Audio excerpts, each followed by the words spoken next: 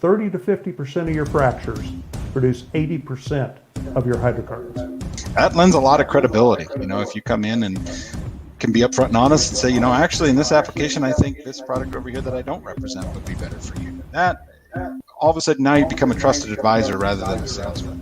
And I often say that we have all the requirements of space, right? Because it has to go underground and send us data from miles and miles away, and it has to work. Like failure is not an option. We'll put on, a standard mule shoe. Ours is slightly different just for that, but it's, everybody's got one.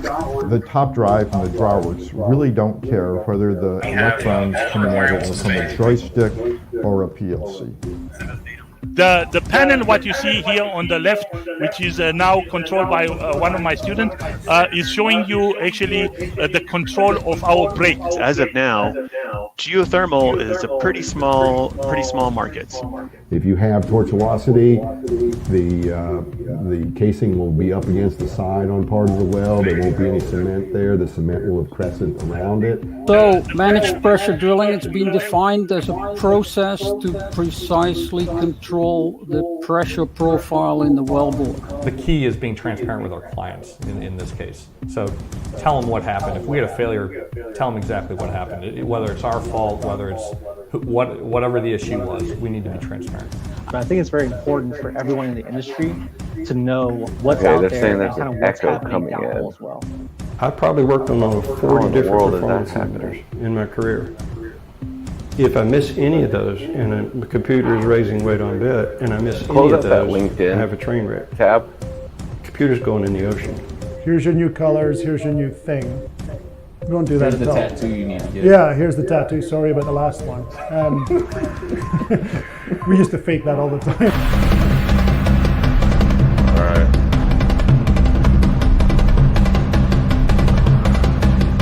Everybody's saying they're getting an echo. Hello everyone, welcome to the Locksmith door. I can't say it. V-door locksmith. V-door locksmith.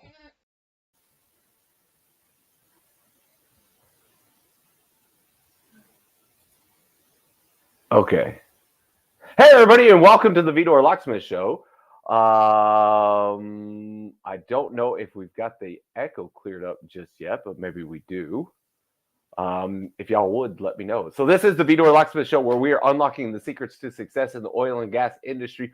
One interview, one technical presentation, and one technical screw up at a time. And the technical screw up is here. So guys, please let me know if the echo goes away. Apparently, I guess my mic was on in the background.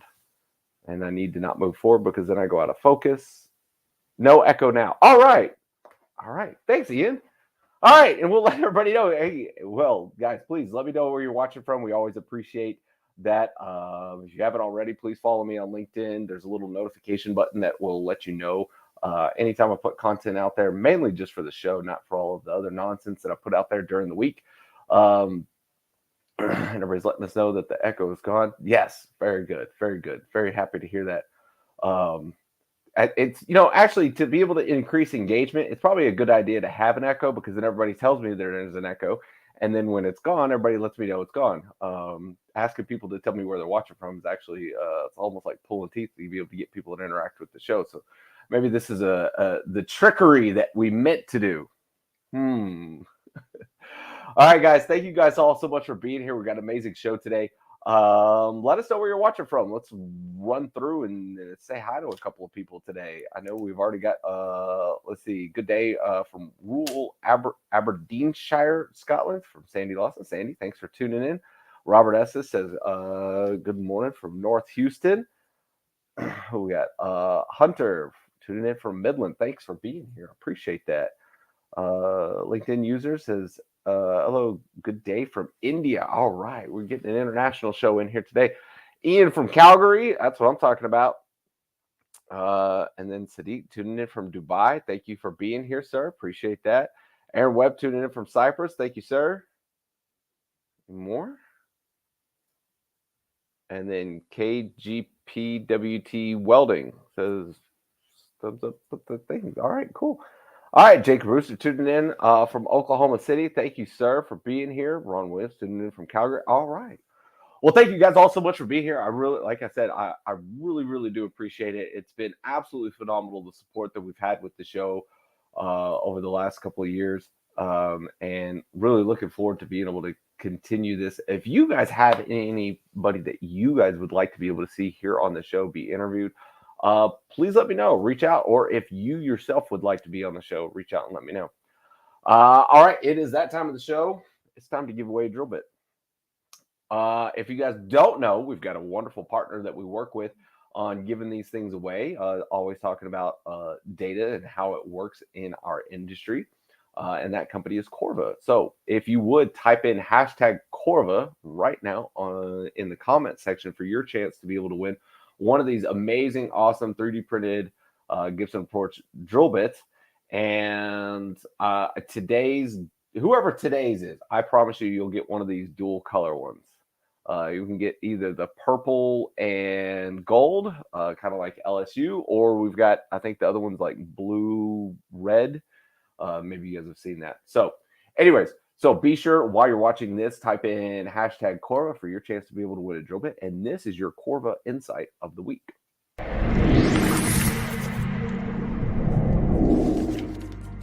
From my past experience as a DD in the field, there are some common issues that happen when talking with geologists into the field as a DD. One of the most common issues is the lack of communication or that streamline of communication. For example, a lot of companies now, especially for the night shift, have third-party geologists covering that. So to have an open line of communication to the field or the DD and all the way to the office to the geologist helps streamline these communications and will also help prevent from oversteering in the lateral.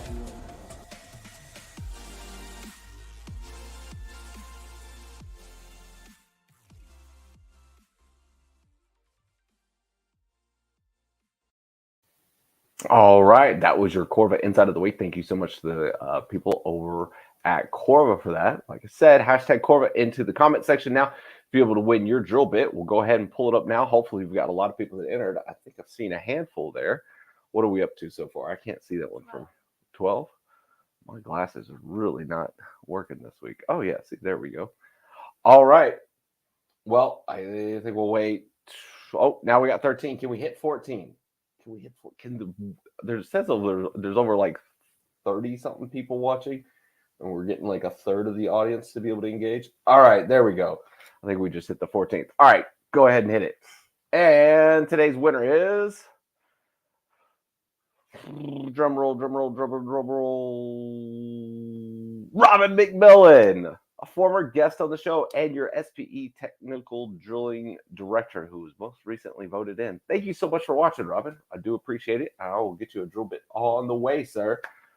All right. Well, thank you so much, guys, for participating in that. And Hugh, thank you so much for joining us here on the show today. You bet. Thanks for having me. So for everybody that's out there, oh, it's turned off. Hold up.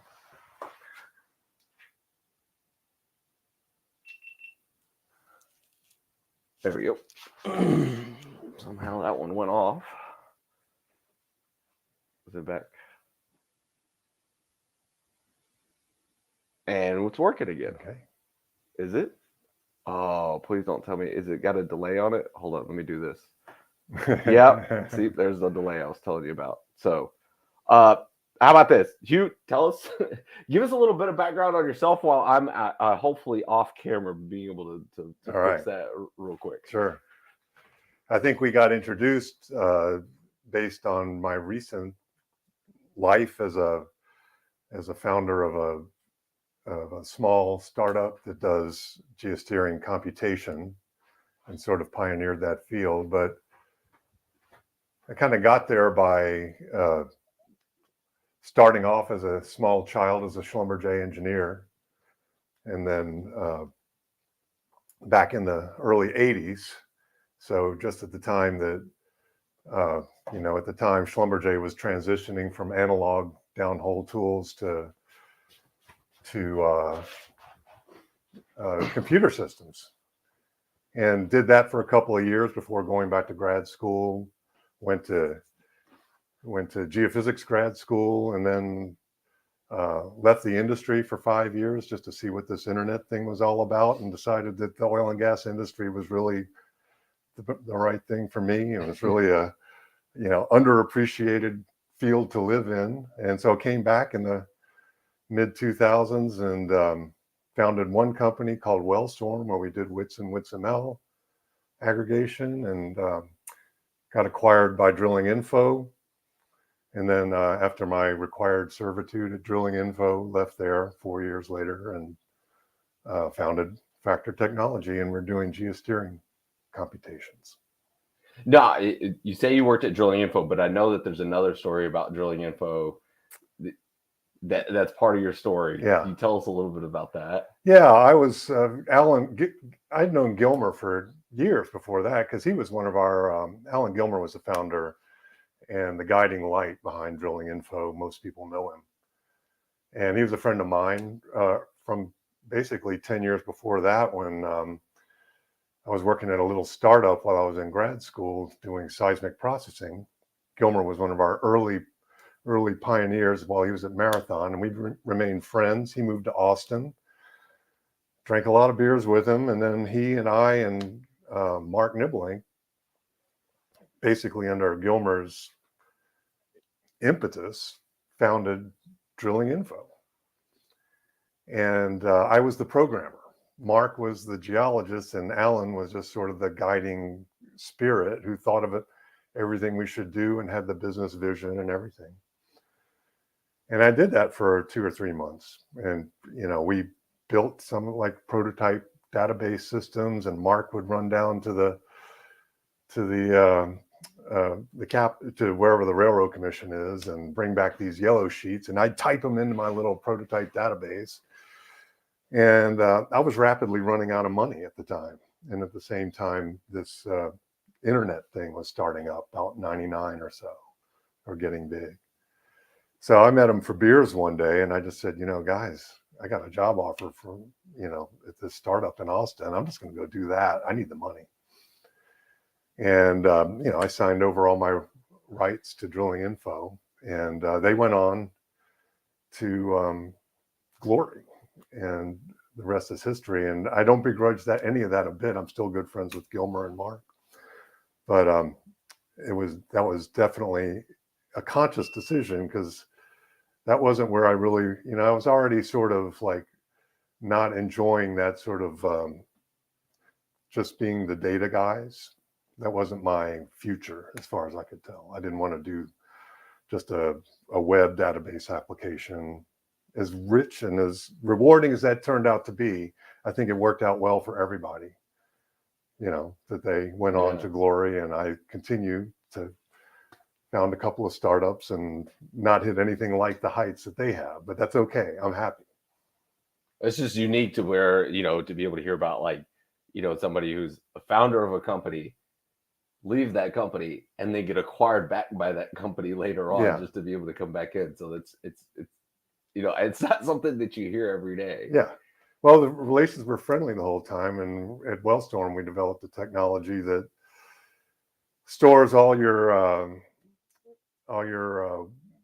log data as WITSML. And, there's no place even today that you can go and just do a database query online and just you can pull up LAS files, but you can't get certain ranges of LAS files or, query them like a database. But WITSML kind of gave you that. So they incorporated the Wellstorm WITSML server and ran some web applications for them. We didn't continue to support really the original vision of Wellstorm, which was to place these things inside of oil and gas companies as aggregators. You're beginning to see that now in North America, but even today, it's not really, doesn't have a lot of take up. The vision with Wellstorm was you will aggregate all this WITS and WITSML data in your enterprise and then serve up all these applications that will attach to it. And we have a customer right now who's using a system that Wellstorm could have been, thought it was going to be 10 years ago, and they're unhappy. It doesn't work and doesn't do everything they want to. And everybody keeps going back to the original, this is why Payson and them prevail. They just keep delivering the data directly with no intermediaries. And in some ways, that's probably the right answer. So do you think there's any chance that you'll go back to attack that part of the market? No way. Never.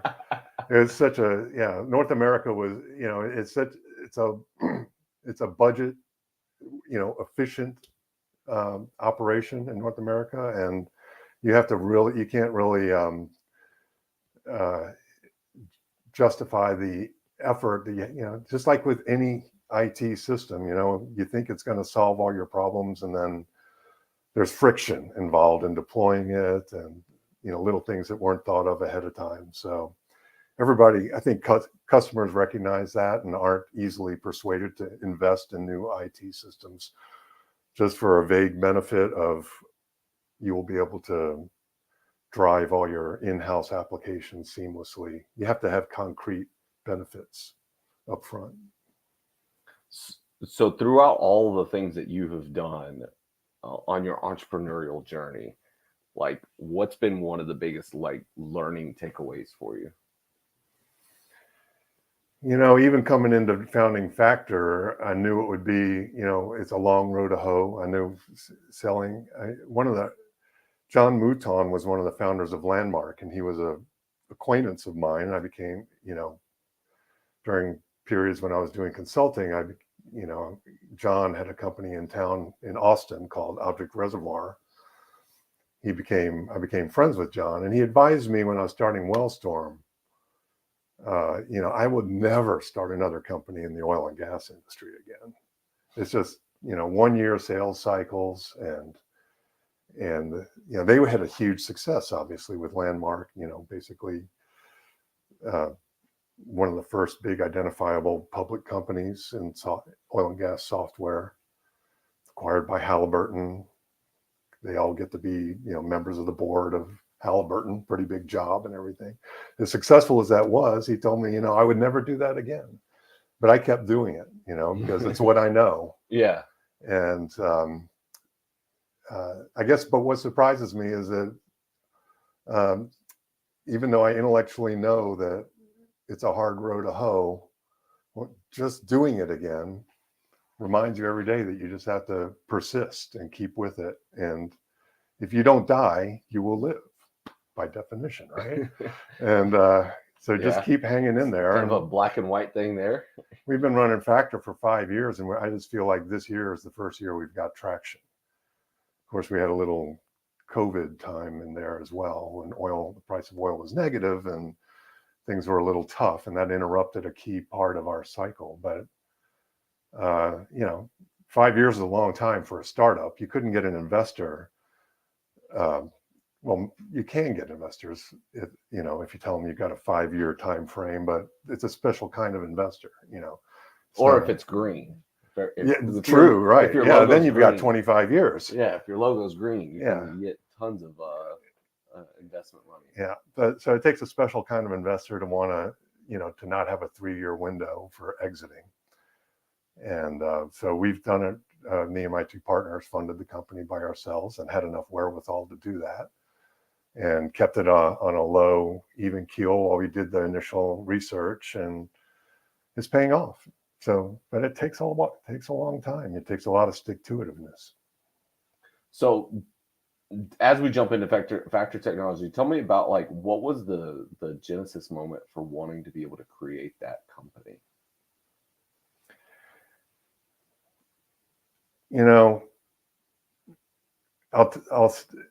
This isn't the genesis moment, but everything we're doing is,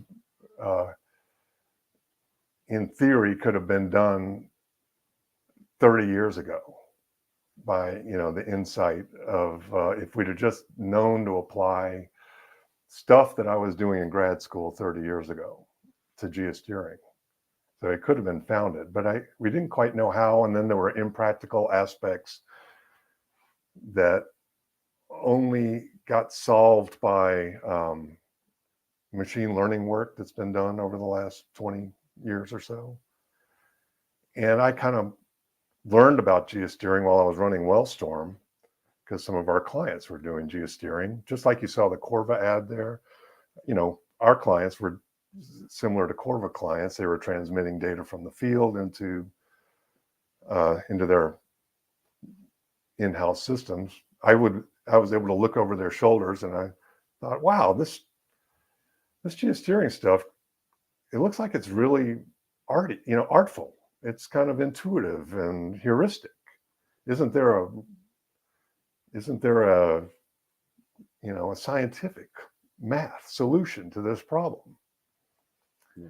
And there is, but it was kind of theoretical based on the inverse problem work that I studied 30 years ago. Then I became acquainted with this machine learning work in Bayesian networks, and put two and two together. And I said, like, wow, if this works, it's our $1 zillion idea, you know? So the genesis moment came sometime whenever in the mid-teens, when I put together this sort of, put two and two together, the machine learning work, the inverse problem work that I'd studied, mainly having to do with seismic problems back in the 90s. Put those together, said, like, I could use this Bayesian network stuff and that inverse problem stuff to solve the geosteering problem and get a computed answer. So let's try to get somebody to do it. Drilling Info didn't really want to do it. So I was able to leave the company, publish the paper, and then found the company. So it's the classic case of a ill-advised, kids don't do this at home, right? You know, don't have a great academic idea and then go found a company and think you're going to turn it into zillions of dollars. But, you know, I think over time it will, but you have to have a long thread. It's not going to happen in 3 years every time.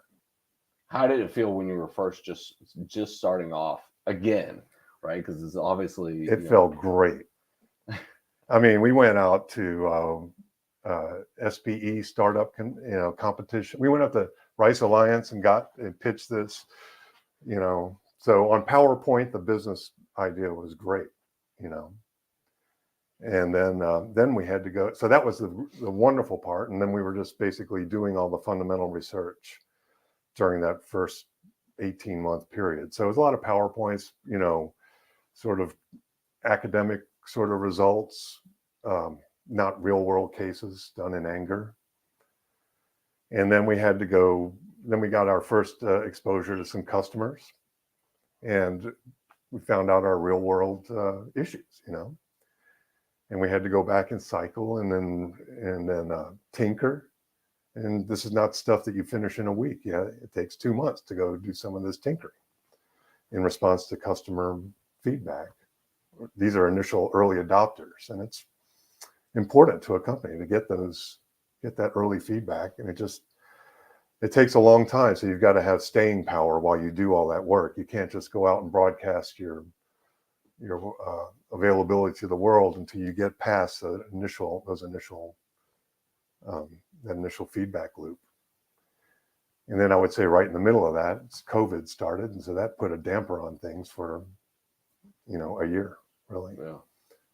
Which was actually kind of a good time for us, because we were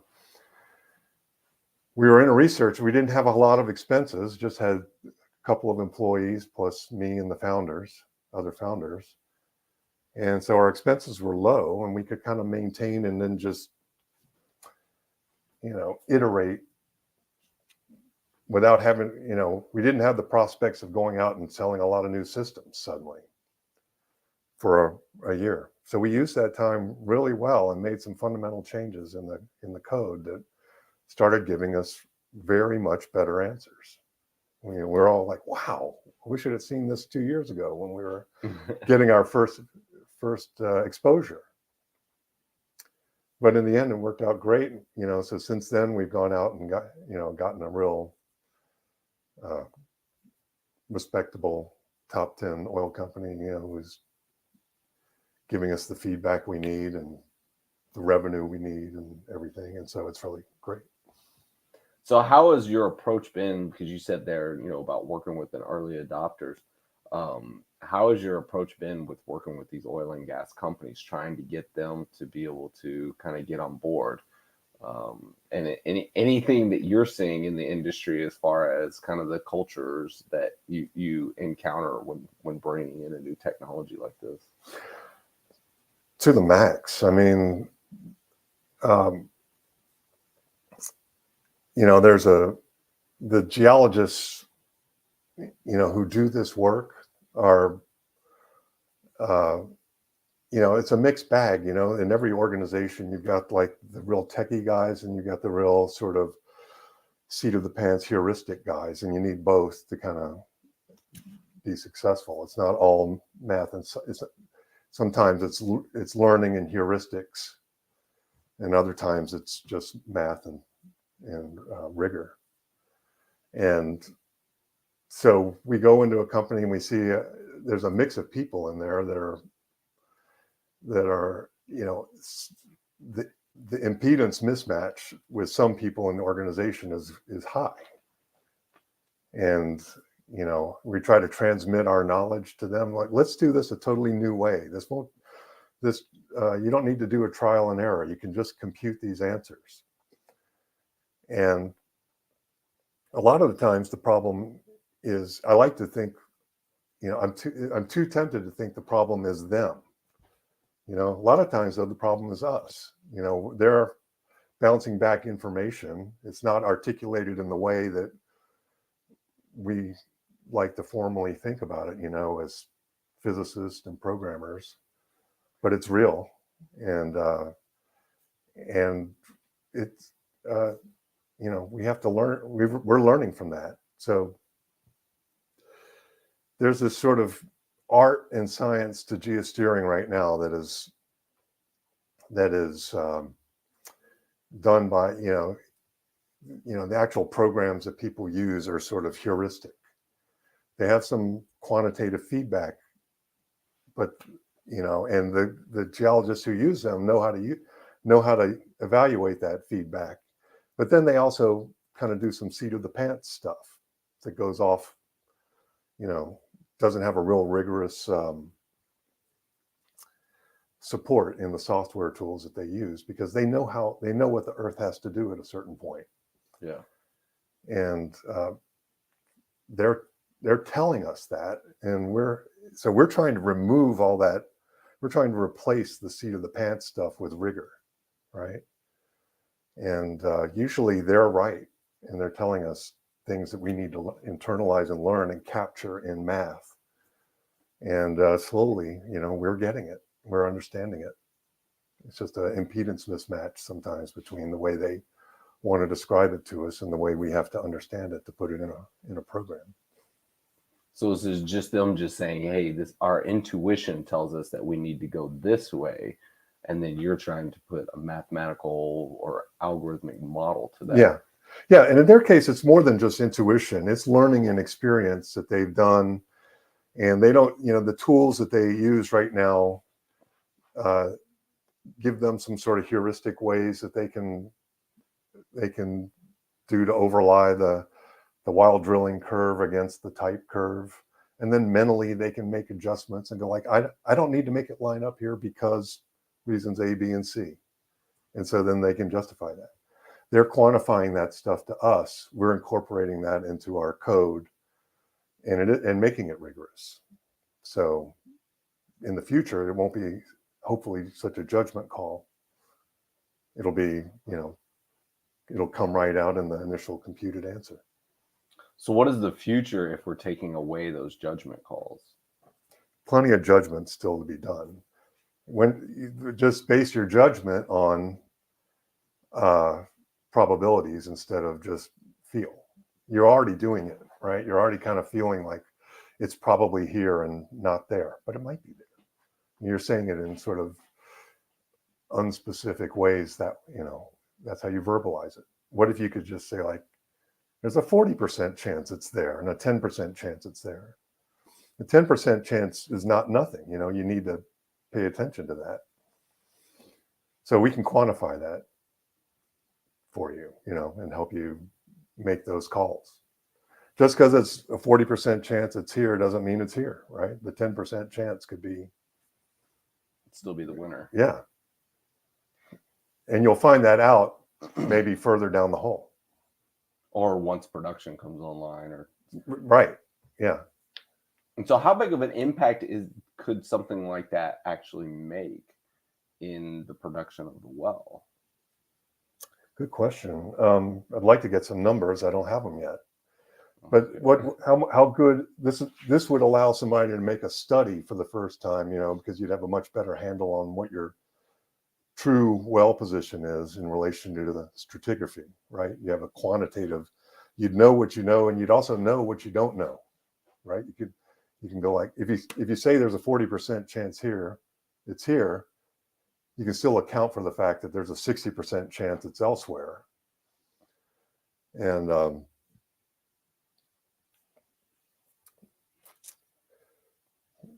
so anyway, we'd like to sort of lost my train of thought there. Well, so let me ask you this: as far as an ideal client to be able to use this, who would be?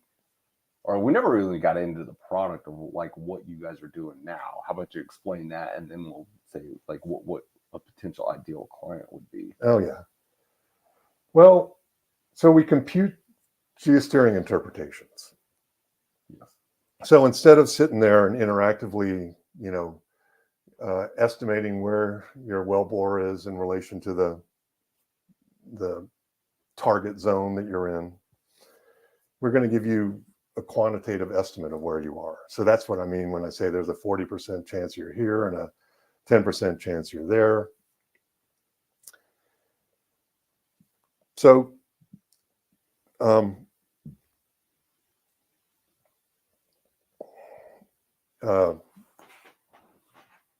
excuse me, prompt me again here.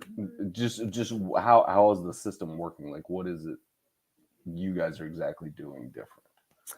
So a normal geosteering interpretation conventionally done in the past is like you do these interactive process using you do trial and error, and you try to guess what the structure you're drilling through looks like in shape, and based on log readings while you're drilling, and it's a very heuristic process, but it's somewhat quantitative. Well, we just complete the quantitative part so that while you're drilling, we can compute based on your log readings while you're drilling where you are probably in relation to the target zone. And so as you drill a 10,000 foot lateral, you're no longer having to just to kind of make these intuitive trial and error interpretations. We're computing for you what the interpretation needs to be based on certain assumptions. And so basically your well position, it comes out as a sort of you can get a picture of, what is the one best answer, where our well position is in relation to the structure. But more interesting is that there's a cloud of probabilities of where you really are, because you never can be, the measurements are ambiguous. Your knowledge about what the geologic structure is ambiguous. So you drill a 2 mile lateral, sometimes, at the end of the lateral, you could be, and you're basing your knowledge of where you're at, based on like some log reading, like a gamma ray. You need an estimate of whether you're in the upper zone or the lower zone. Well, we can quantify that for you instead of making you just choose one. So you can get a picture of your most probable answer through there. The most probable answer isn't always the answer. Could have a 90% chance of being right. Well, that 10% is real, right? So it's 10% of the time. It's one of these alternatives. So at least this gives you a way to evaluate your different, probabilities. So with successive wells drilled on a pad, could that increase or decrease the probabilities as you go because you're getting more information? Oh yeah. Yeah. The more you accumulate, the more knowledge you get. You know, the more tight your answers can be. So would that then in turn allow the ability to be able to say that you finished, you know, the fourth or fifth well on a pad, then to go back and say, okay, this was actually right, quote unquote, right or wrong? Yeah, it's a bit, you might think it's a bit late, and it is, you know, obviously, you know more by the time you're drilling the fifth well. You don't need a computer program to tell you this answer, right? I mean, to tell you that effect. You drill the fifth well and you know much more about the geology than you did at the first well. Well, we're just quantifying that for you. So would that then in turn be able to help out with doing, potentially, like you said, doing a study afterwards to be able to correlate back to production and, you know, absolutely, the percentage of you got a much better, you could actually go back and then, you know, figure out your true well position and figure out how much exposure you have to hydrocarbon in the first lateral. It's too late to go back and correct your well path, you know, on the fly. Yeah. But at least you can have a better estimate of how much in zone you are. And maybe at this point, I'm a little bit off, you know, whether or not that affects the completion design or not, I can't really say. But that's another interesting angle, is if you had better knowledge about your exposure, you know, how much in zone, out of zone you were on this first wellbore, that could probably, maybe if somebody's watching, they could let us know if how much, you know, that'd be great. In zone, out of zone makes a difference on the completions. I don't know how many completions engineers we get watching the show, but maybe one of them tune in. Why did the camera thing switch? Went from wide angle to this. Oh, I don't know, all kinds of technical issues with the GoPro today, so I'll have to probably switch that one out. Did we get some comments in there, Tracy? All right, so Robert S says, I remember the SLB analog surface units, DSU, MSU, CSU types when I started with SOS in the 1970s. We still had the optical recorders to create film-based logs from the Galvos. That was me, Robert. Each log truck. So yeah, please explain that. Transitioning, I don't know if I remember. I don't remember Robert from. I apologize if you were in one of my districts in Schlumberger back then, but he's talking about switching from analog to digital back in, you know, when I grew up. I was just doing the transition from the old analog logging panels to digital acquisition of well logs back in Schlumberger Offshore Services. And there he is. He's throwing out old Schlumberger mighty small unit compute. That's MSU, mighty small unit.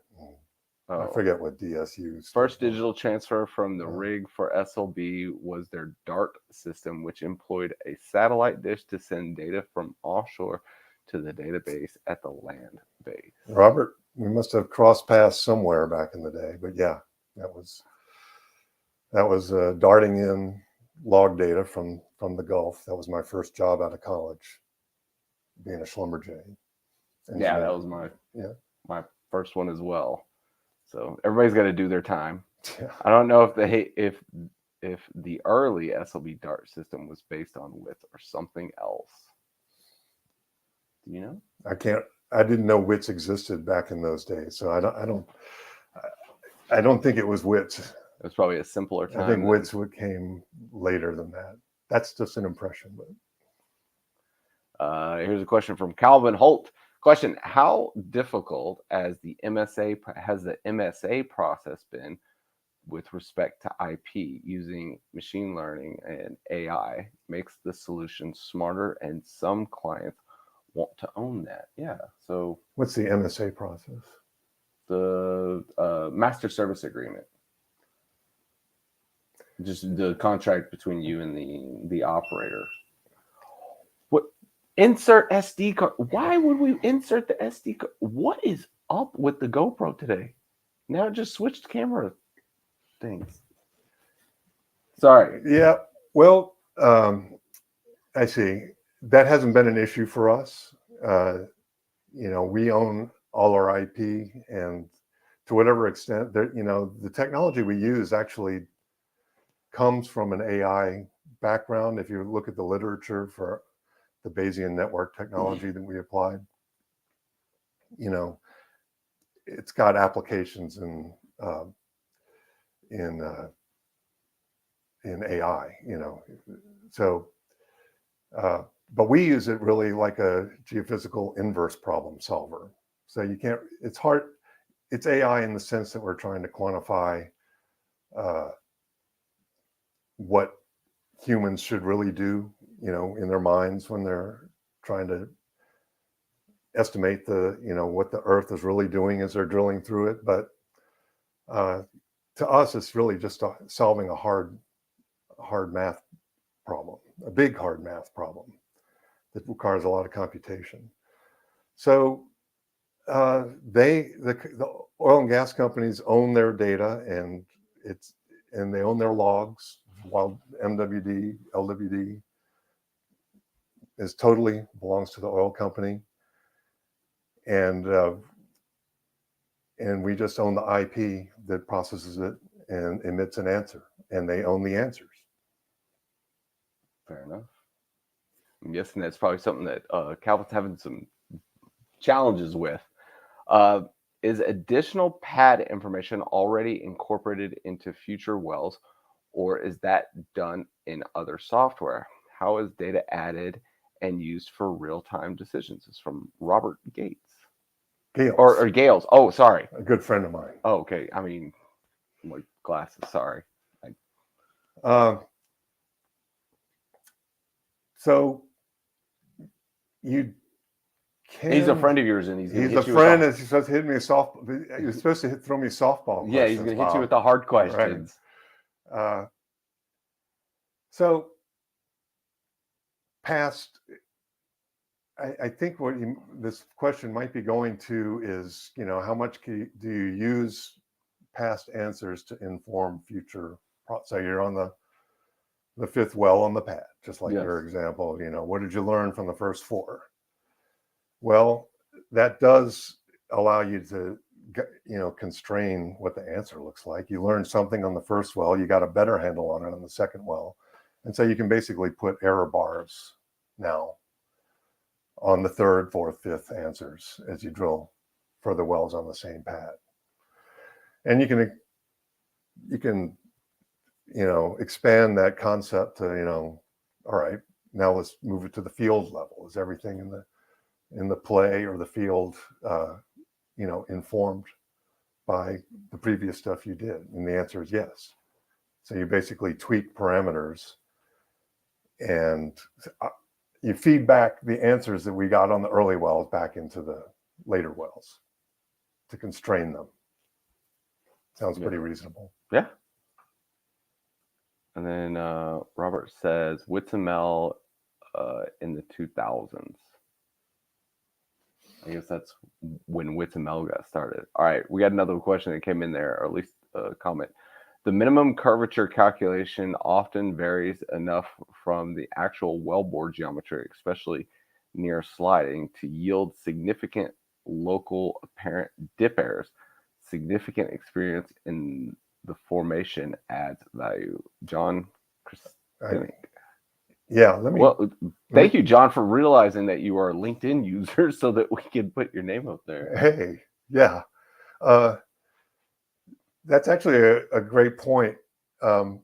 So we've kind of gone back to just using the plain minimum curvature estimate of where you think the wellbore is. Our first answers, we said there's a lot of uncertainty in where your well position is too. So you're drilling through this stratigraphy that you think you halfway understand before you drill it. And then you drill this wellbore with, more or less, accumulated error the further out towards the toe you get. You get your ellipse of uncertainty. Right. And so shouldn't we be trying to figure out where the wellbore is truly in relation to, why take the minimum curvature estimate as the truth. And we did a lot of work down that path, and we've let that slide now. We've gone back in our computation to accepting the wellbore as ground truth. But we used to be able to, we used to try and had some success figuring out, okay, some of this movement is because of, the earth went up or down, but some of it's because your wellbore position, you didn't really understand where it was, and it's shallower than you thought it was. But at the end of the day, we had to simplify the problem to get these answers out really, in real time or in real enough time. So we simplified the problem, and it seems to be acceptable for the time being to most of our users, because the thing they care about this minute is, where am I in relation to my target zone? And whether the whole target zone moved up or down and my wellbore moved up or down with it, or maybe in relation to it, is less interesting to them. It's maybe more interesting from a field mapping point of view later, but while they're drilling, they just care about where they are in relation to the stratigraphy. So if the whole stratigraphy moves up 10 feet or something, it's not that big an issue for them, mostly. Yeah. Just whether they're in production or not. So we've discarded that part. It makes our answers come out a lot faster. And someday I hope to revive that and some other ambitious things that we undertook to solve for. So basically that question was about, like, can't you solve for where the wellbore truly is, and in addition to where the earth stratigraphy truly is? Yeah. And the answer is yeah, but with less precision once you start letting them both vary, because then it distributes like uncertainty. There's some uncertainty in here, and then there's some uncertainty in your wellbore, and then it sort of begins to be a more confusing answer to process. What you really care about a lot of times, into more differential equations if you get the two variables. Yeah. And those are my favorite parts of college. Yes, good. Me too. But anyway, these, what the answer you really need is, what's the position of the wellbore in relation to the stratigraphy?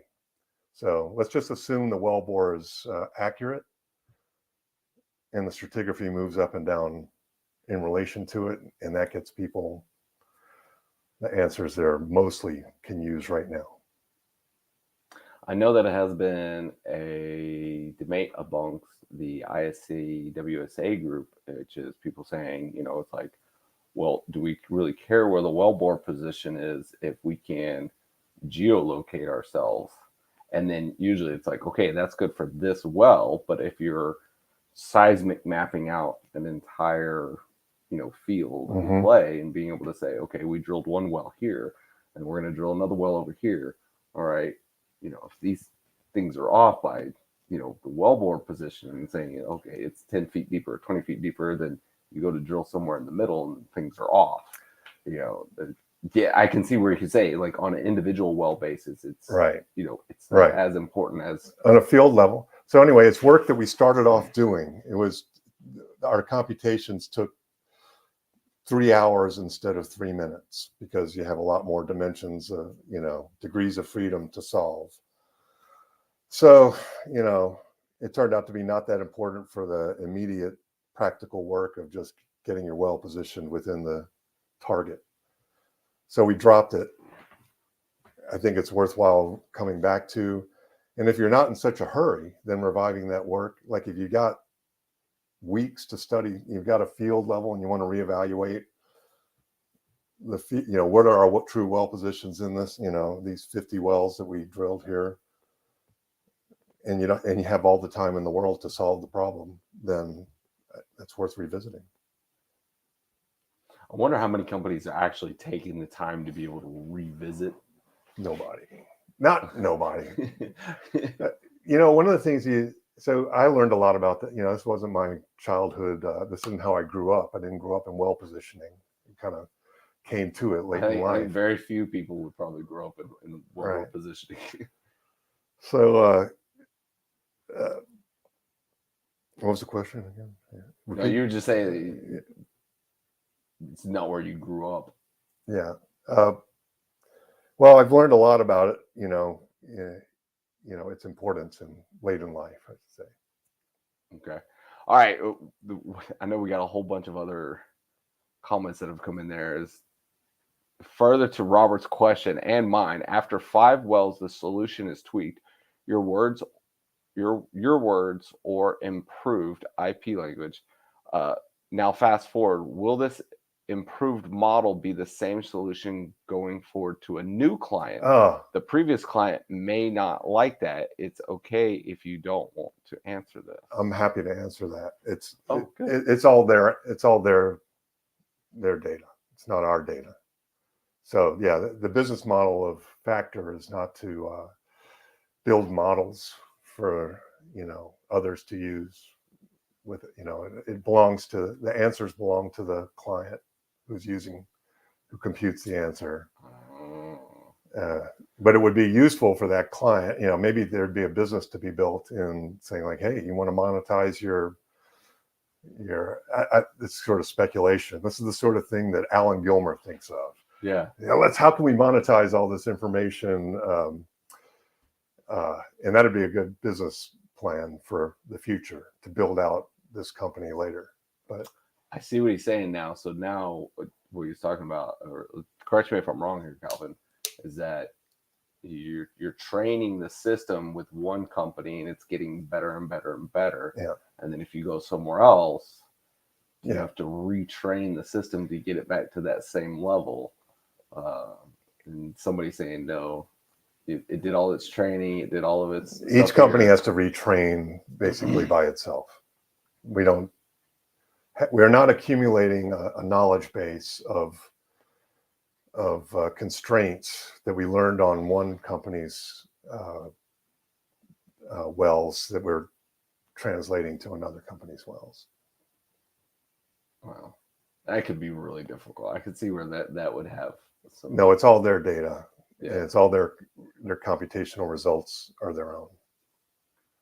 That reminds me of when clients, you could have a new product or a new technology and it goes downhole and it does really well. And then you want to go tell other people and they're like, no, under our non-disclosure, you can't tell anybody any success that you've had. So you're pretty much just starting all over again. That's right. And, it's just, it basically comes down to maps, if the company's interested in, so basically you can make a better map of the subsurface. That would be sort of like something you're doing not while drilling, but like after you're done drilling. So where I thought we were going earlier, is like there's an opportunity that a couple of customers have used to just do like, I need to re-steer a whole batch of wells. Re-steer them? That's right. So I'm acquiring a competitor, I'm acquiring another, some data or some leases. I'm going to acquire some acreage, right? And I have a whole bunch of data and I've got 1,200 wells to re-steer. Right? So I want to make a better map based on this, based on their experience. So, that has been done largely by, cranking out a bunch of doing a bunch of, hiring a bunch of geosteerers to manually operate interactive geosteering software on a screen, and hastily or sometimes too hastily, and coming up with all the imprecision that's in that goes along with that. So I could see that being a very monotonous task. It's terrible. And then you can there's companies out there trying to build $25 a well or something for that service. Well, we can do it for much less. I mean, we don't need a human to do it. We just run a computer for a few minutes and come up with the answer. So, and doing them in batch and parallel. Now, we've never had a customer come to us and do like 1,200, 1,700 wells, but we know that those are out there. They've done it on small batches of wells, but in theory, you could run like 1,200 re-steers in a day or two. Just probably it takes a lot more time to just set up the jobs, and then you just boom, press a button, load the data, press a button, 1,200 re-steers happen, and then you use that information to make a new map of the subsurface. So we'd really like to, find somebody who wants to do this on a massive scale. When you're acquiring some acreage and there's 2,000, thousands of wells to process, you probably don't even consider re-steering all that data because it's crazy. I had to sit humans down in front of star steer for weeks on end and have them generate interpretations. So that's sort of an application we're anxious to try, but.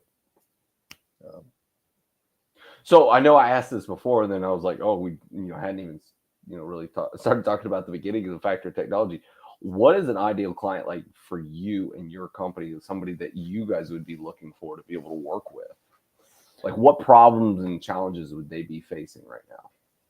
So you got, the two major users are in-house groups at oil and gas companies, and they'll have a real-time operating center staff steering these wells while they're drilling 5, 10, 20 simultaneous wells, depending on how many rigs you're running. And then you've got another class you've got outsourced consultancies, and they're as stressed as those in-house groups at oil companies. They're working in shifts. They're managing. A large consultancy might have 25 or 50 wells drilling simultaneously. They got 20 guys, working days and nights on these, watching these wells remotely and steering them manually and having to keep up with them. So how do you keep up? How do you reduce, it's a pretty stressful job steering these wells, making decisions. You got to sometimes make some ambiguous guesses, educated guesses. What if you had computer software that basically quantified those guesses for you and said there's a 30% chance of this one and only a 10% chance of this one, so go with the 30. And that's the sweet spot for this company, is just to stressed out geologists in oil companies or in consultancies. Let's make them do more thoughtful work instead of stressful, underinformed decision-making work that has high consequence. You get it wrong and the consequences can be pretty bad sometimes. You're suddenly producing a lot of water where you went out of zone or something, and that's not good. It's stressful on the individuals involved too, right? So they don't always make the right decisions. Let me just back up and say, for the most part, this system has been working great for the last 20, 25 years. It's not like a disaster. It's just stressful, subject to wrong, and can be improved. And in every other field of,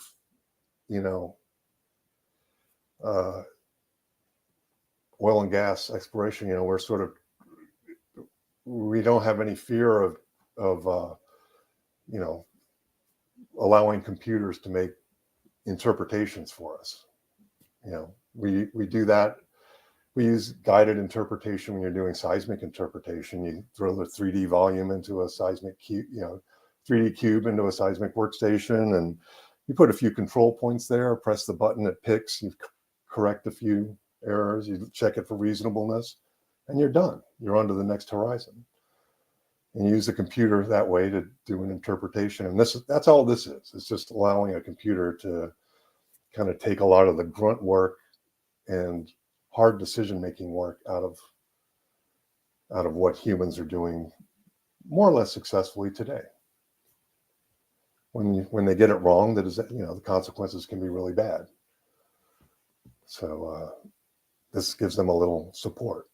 So they can just spend less time doing that grunty sort of stressful decision making of guessing where the horizon goes, and more time kind of like sitting back, assessing whether that's reasonable or not, looking at some alternatives that this software might give you, instead of just a bunch of trial and error until you get it right. Excellent. Well, do we get any more comments in there, Tracy?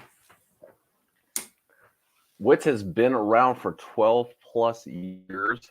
The original, I know it's been around for longer than 12 years. Yeah. The original thought was to reduce people on the rig, 1 DD, 1 MWD, 1 LWD mudman, when off shift run by the people in the town, looking up to 6 rigs with 50% less or 50% less or less knowledgeable information on what they are looking at. Yeah. Yeah. That's, yeah. So if you think that, yeah, I get that. I mean,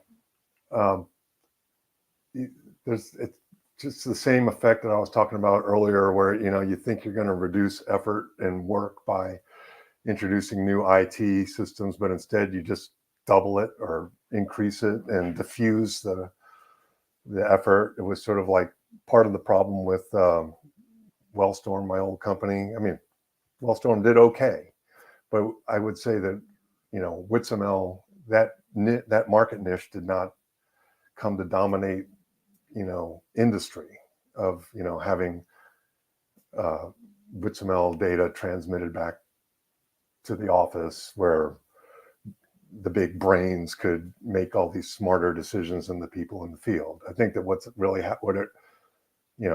what may have happened to some degree is that you've given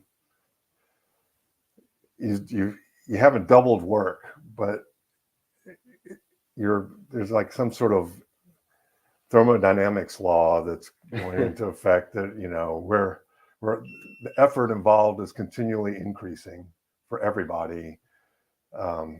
You need to have information back in the office. You know, you need to have people understanding what's happening, but people in the field oftentimes have the best sense of what's really happening. And so there's big glory, you know, story that we're going to transmit all this data into the sky, and we're going to have centralized decision making from Houston or something for every rig on the planet, is a false god to follow, right? It's not going to happen, shouldn't happen, right? So, well, I think that's. Are there any other questions or anything else to be able to requires agreement to share data a challenge in the industry? That was from Robert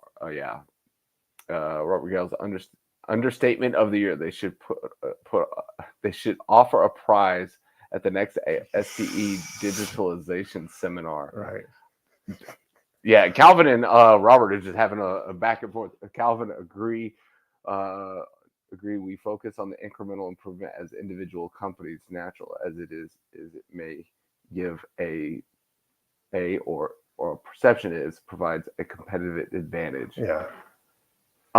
Being somebody whose business is squarely based on public data and people sharing data, I mean, law requires it, but I mean, I don't know how many times I get asked for additional data. It's, you know, what mud are they running? What hole size? What this? What that? And it's like, I would share all of it. I would share all of it for free if they would just give it to me. Yeah.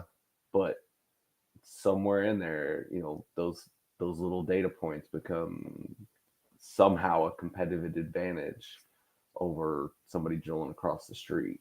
So I want, it's a low efficiency advantage too, because you could publish that information and maybe 2 years from now, one person somewhere would notice that you're publishing mud weights or something and somehow improve their operations 2% by mimicking what you learned. And then the thing is, it gets me, it's like, and then how did they take money out of your pocket because of that? Right. Well, that's the part that doesn't make any sense there. When you look at the operator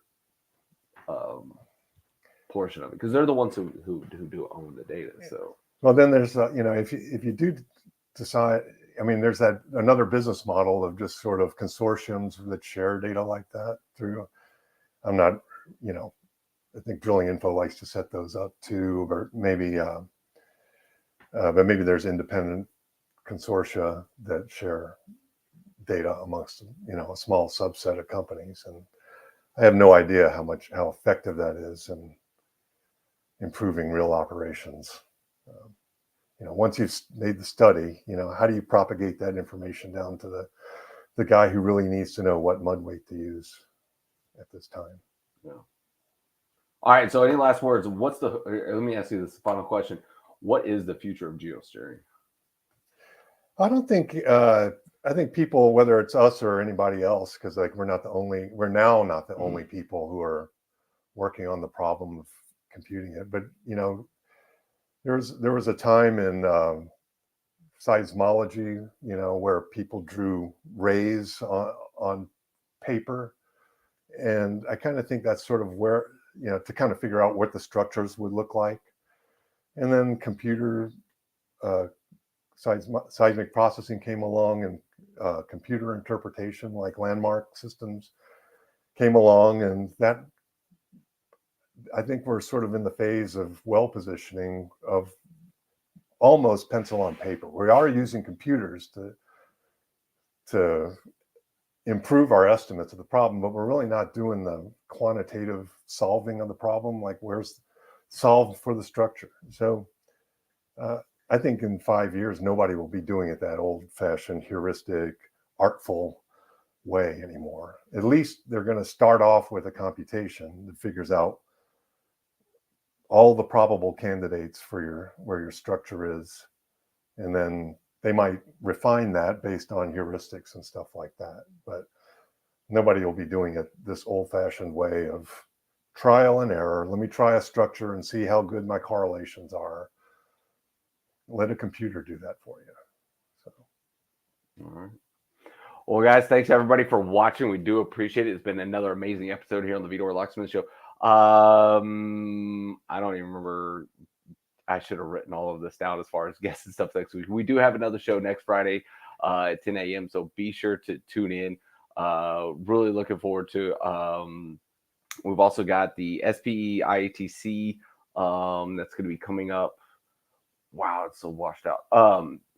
SPE IATC that's going to be coming up the first week of October. So I'll be at that. We also have the ISCWSA meeting. So if anybody's interested in being a part of that, we're also going to be having officer elections. So if you are looking to be able to be an officer in the Industry Steering Committee for Wellbore, or Industry Steering Committee for Wellbore Survey Accuracy, I almost got that wrong. If you want to be a part of it, please let us know. Reach out to myself or any of the other officers. We'll get you guys nominated and get you guys the opportunity to join in on the great volunteer effort. I think that's it. Everybody have a wonderful, great weekend. As I always say, know your industry.